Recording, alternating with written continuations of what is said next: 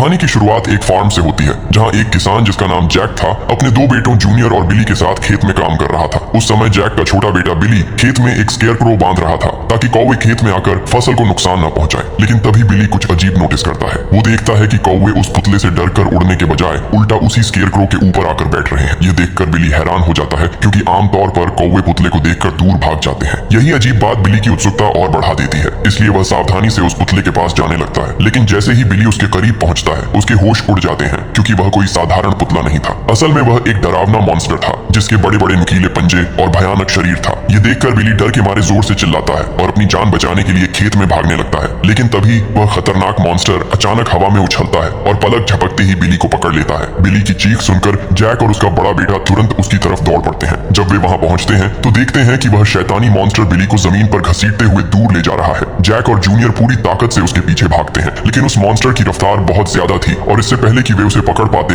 Monster अचानक अपने विशाल पंख फैलाता है और बिली को लेकर तेजी से आसमान में उड़ जाता है। इसके बाद कहानी का सीन बदलता है और अब हम एक स्कूल बस को देखते हैं जो एक सुनसान हाईवे से गुजर रही था। इस बस में स्कूल के कुछ लड़के बैठे थे जो अभी अभी एक बास्केटबॉल मैच जीतकर अपने घर वापस लौट रहे थे। उनके साथ बस में 3 चीयर लीडर्स, 2 कोच और एक महिला ड्राइवर भी थी। सब कुछ बिल्कुल नॉर्मल चल रहा था, लेकिन तभी अचानक बस का एक टायर जोर से फट जाता है। तेज आवाज के साथ बस हिलती है और ड्राइवर तुरंत गाड़ी रोक देती है। टायर फटने की वजह जानने के लिए दोनों कोच बस से नीचे उतरते हैं और बाहर जाकर टायर को ध्यान से देखने लगते हैं। जैसे ही वे पास जाकर टायर को देखते हैं वे हैरान रह जाते हैं क्योंकि टायर किसी आम नुकीली चीज से नहीं फटा था। उसमें एक अजीब सा हथियार धंसा हुआ था जो धातु का नहीं बल्कि असली हड्डियों से बना हुआ लग रहा था। उधर बस के अंदर बैठे कुछ लड़के समय बिताने के लिए रेडियो पर समाचार सुन रहे थे जहां एक डरावनी खबर चल रही थी। खबर में बताया जा रहा था कि पास के इलाके में मौजूद एक पुराने चर्च के बेसमेंट से पुलिस को लगभग 500 लाशें मिली हैं। ये खबर सुनते ही बस के अंदर बैठे सभी लोग घबरा जाते हैं, लेकिन कुछ लोगों को इस बात पर विश्वास नहीं होता, इसलिए वे रेडियो बंद कर देते हैं। इसके बाद कुछ लड़के बस से नीचे उतर जाते हैं और आसपास क्या हो रहा है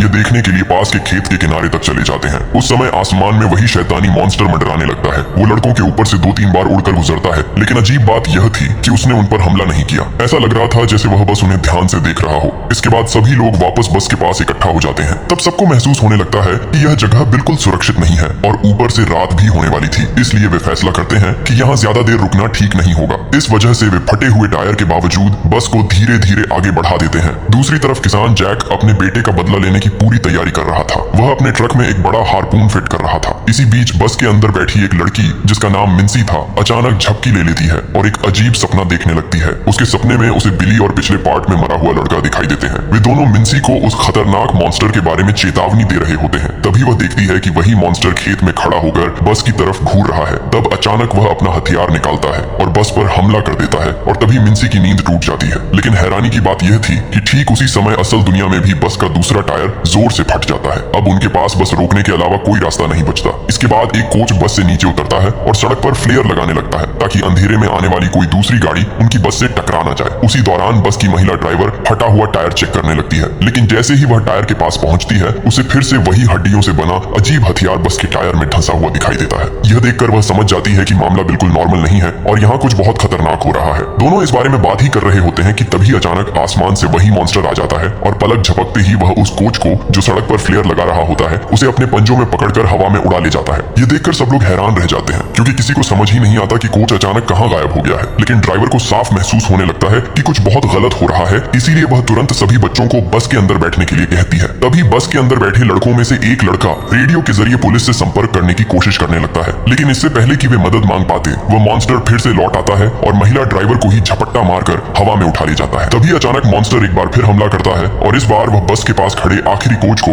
अपने पंजों में जकड़ लेता है। पर उस समय स्कॉट नाम का एक लड़का हिम्मत दिखाते हुए उसे बचाने की कोशिश करता है, लेकिन वह सफल नहीं हो पाता और मॉन्स्टर कोच को पकड़कर आसमान में उड़ जाता है। यह भयानक नजारा देखकर बस में मौजूद सभी बच्चों की हालत खराब हो जाती है। अब डर के मारे वे तुरंत बस का दरवाजा अंदर से लॉक कर लेते हैं और चुपचाप अंदर बैठ जाते हैं। इसके बाद कुछ लड़के रेडियो के जरिए पुलिस से संपर्क करने की कोशिश करने लगते हैं, लेकिन काफी देर तक कोशिश करने के बाद भी दूसरी तरफ से कोई जवाब नहीं मिलता। तभी टैगार्ड नाम का एक लड़का सुझाव देता है कि उन्हें यहाँ बस में फंसे रहने के बजाय पास के किसी फार्म हाउस तक जाकर मदद मांगनी चाहिए। लेकिन स्कॉट नाम का लड़का इस बात से सहमत नहीं होता। उसे लगता है कि बस से बाहर निकलना और भी ज्यादा खतरनाक हो सकता लगता है। इसी बात को लेकर स्कॉट और टैगार्ड के बीच जोरदार बहस शुरू हो जाती है और बस के अंदर माहौल और भी तनावपूर्ण हो जाता है। तभी अचानक बस की खिड़की के पास वही मॉन्स्टर आकर खड़ा हो जाता है। वह कांच के बाहर खड़ा होकर अंदर बैठे सभी लोगों को घूरने लगता है और अजीब तरह से उन्हें सूंघने लगता है, जैसे वह अपने अगले शिकार को पहचानने की कोशिश कर रहा हो। इसके बाद वह पूरी बस को जोर जोर से हिलाने लगता है और अचानक बस को छोड़कर आसमान में उड़ जाता है। यह खौफनाक नजारा देखकर मिन्सी डर के मारे बेहोश हो जाती है। बेहोशी की हालत में उसे फिर से एक अजीब सपना आता है। इस बार उसके सपने में डेरी दिखाई देता है। तब डेरी उसे उस मॉन्स्टर का पूरा सच बताता है। वह बताता है कि हर 23 साल बाद यह मॉन्स्टर जागता है और सिर्फ 23 दिनों तक इंसानों का शिकार करता है। यानी यह सिलसिला सदियों से चलता आ रहा है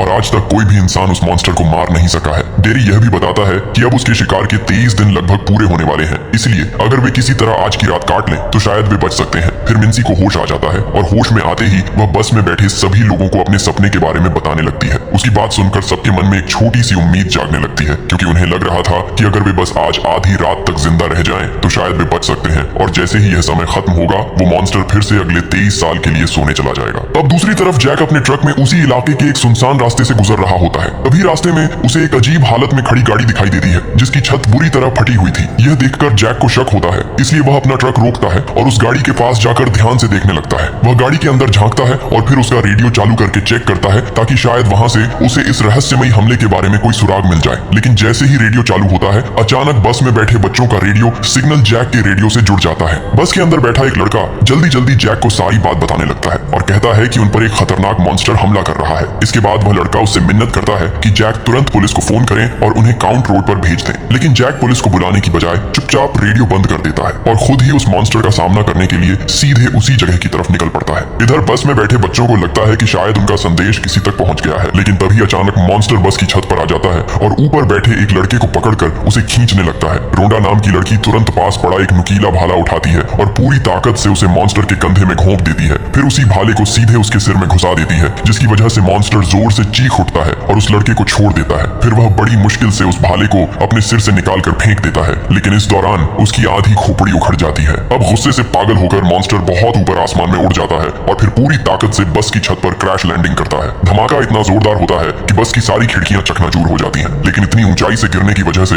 मॉन्स्टर भी कुछ पल के लिए संभल नहीं पाता और बस की छत पर ही बेहोश होकर गिर जाता है। यह देखकर बस के अंदर बैठे सभी लोगों को लगता है कि यही भागने का सही मौका है, लेकिन तभी मॉन्स्टर का एक पंख फटकर बस के अंदर लटकने लगता है। यह देखकर एक लड़का उसके पास जाता है और मजाक में कहता है, ये तो बिल्कुल टॉयलेट पेपर जैसा दिख रहा है। लेकिन अगले ही पल वो पंख अचानक जिंदा हो जाता है और उस लड़के को लपेट लेता है। यह सब देखकर रोंडा खिड़की से बाहर झांकती है और देखती है कि वो मॉन्स्टर उस लड़के का सिर खा चुका है। फिर मॉन्स्टर अपना आधा कटा हुआ सिर खुद ही उखाड़ कर फेंक देता है और जिस लड़के का सिर उसने खाया था वही सिर अब उसके शरीर पर फिर से जुड़ जाता है। इसके बाद वो मॉन्स्टर फिर से पहले जैसा ठीक हो जाता है और अपने बड़े बड़े पंख फैलाता है और दोबारा आसमान में उड़ जाता है। अब बस के अंदर बैठे बच्चों के बीच दहशत और बढ़ जाती है। डर के मारे कुछ बच्चे बस से नीचे उतरकर वहां से भागने लगते हैं। हालात इतने खराब हो चुके थे कि स्कॉट की गर्लफ्रेंड भी उसका इंतजार नहीं करती और उसे वहीं छोड़कर भाग जाती है। मजबूर होकर स्कॉट को भी बस से नीचे उतरना पड़ता है, लेकिन जैसे ही वे वहां से भागना शुरू करते हैं आसमान में उन्हें वही मॉन्स्टर मंडराता हुआ दिखाई देता है। ये देखकर बच्चों को समझ आ जाता है कि वे अब खुले खेत में फंस चुके हैं, इसीलिए वे अपनी जान बचाने के लिए इधर उधर भागने लगते हैं। तभी मॉन्स्टर उनका पीछा करते हुए अपनी हड्डियों से बना एक खतरनाक सितारा उनकी तरफ फेंक देता है, जो तेजी से उड़ता हुआ सीधा जाकर एक लड़के के सिर में धंस जाता है। यह खौफनाक मंजर देखकर बाकी बच्चे और भी घबरा जाते हैं और जान बचाने के लिए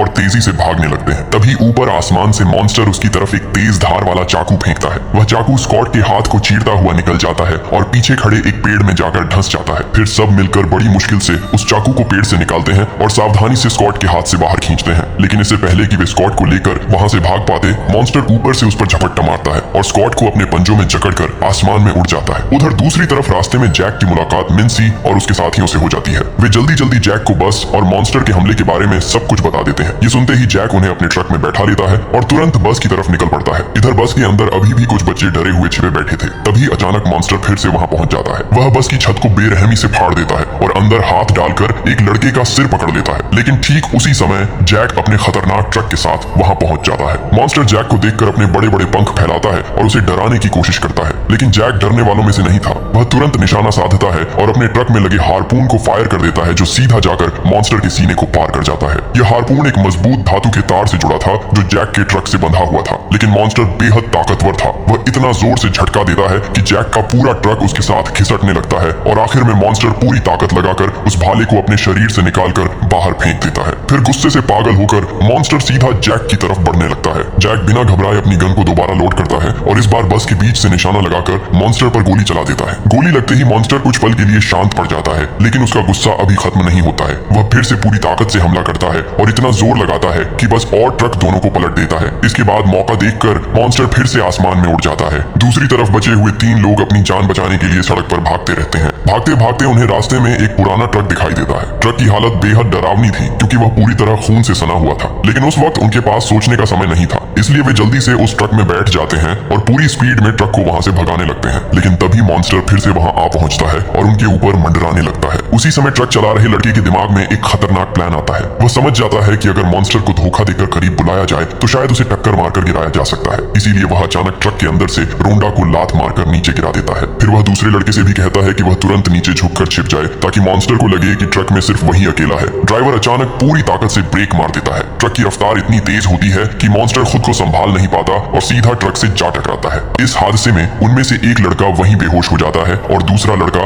दर्द से कराहते हुए किसी तरह उठने की कोशिश करता है। फिर जैसे ही वह संभल कर खड़ा होता है, उसकी नजर जमीन पर पड़ी एक डरावनी चीज पर जाती है। वह देखता है कि वहां मॉन्स्टर का कटा हुआ पंख पड़ा था, लेकिन वह उस पंख को ठीक से देख ही रहा होता है कि तभी अचानक मॉन्स्टर को भी होश आ जाता है और वह धीरे धीरे फिर से हरकत करने लगता है। इस भयानक हादसे में सिर्फ बच्चों को ही चोट नहीं लगी थी, बल्कि मॉन्स्टर का भी बुरा हाल हो चुका था। फिर भी वह जमीन पर घिसटते हुए उनकी तरफ बढ़ने लगता है। उसका इरादा साफ था, वह उनमें से किसी का हाथ या पैर खाकर अपने शरीर को फिर से ठीक करना चाहता था। लेकिन तभी अचानक जैक वहां पहुंच जाता है। इस बार वह पूरी तैयारी के साथ आया था। फिर वह बिना एक पल गंवाए निशाना साधता है और हारपून से सीधे मॉन्स्टर के सिर पर हेडशॉट मार देता है। अपने बेटे की मौत का गुस्सा उसके अंदर भड़क उठा था। आखिर में मॉन्स्टर शांत हो जाता है, लेकिन मरने से पहले वह आखिरी बार अपनी आंखें खोलकर जैक की तरफ देखता है। तभी उसके सिर के पीछे मौजूद अजीब कान जैसे हिस्से धीरे धीरे बंद होने लगते हैं और उसके चेहरे को पूरी तरह ढक लेते हैं। सबको लगता है कि अब सब खत्म हो चुका है और वे राहत की सांस लेते हैं। लेकिन तभी मिन्सी उन्हें असली सच बताती है। वह बोलती है कि मॉन्स्टर अभी मरा नहीं है, बल्कि उसके 23 दिनों का समय पूरा हो चुका है, इसलिए वह अब अगले 23 सालों के लिए गहरी नींद में चला गया है। इसके बाद कहानी सीधे 23 साल आगे बढ़ जाती है। हम देखते हैं कि 3 नए बच्चे जैक के फार्म हाउस पर किसी चीज को देखने आए हैं। दरअसल वे उस मॉन्स्टर की सूखी हुई बॉडी को देखने आए थे, जिसे जैक ने अपने फार्म में दीवार पर टांग कर रखा हुआ है। वह पूरी तरह सूख कर अब कंकाल जैसी दिखने लगी है, इसलिए लोग उसे देखने दूर दूर से आते हैं। लेकिन डर अभी खत्म नहीं हुआ था। हम देखते हैं कि जैक अब काफी बूढ़ा हो चुका है, फिर भी वह उसी मॉन्स्टर के सामने बैठा रहता है। उसके हाथ में आज भी हारपून और भाला मौजूद है। उसकी आंखों में अब भी बदले की वही आग जल रही है, जो बस उस दिन का इंतजार कर रहा है जब वो शैतान फिर से जागेगा, ताकि वो उससे आखिरी और निर्णायक लड़ाई लड़ सके। क्योंकि मॉन्स्टर के फिर से जागने में अब सिर्फ 2-3 दिन ही बचे हैं और इसी के साथ यह कहानी यहीं पर खत्म हो जाती है। तो दोस्तों, आपको ये कहानी कैसी लगी कमेंट करके जरूर बताना और इसी तरह की कहानियों के लिए हमारे चैनल को सब्सक्राइब जरूर करना।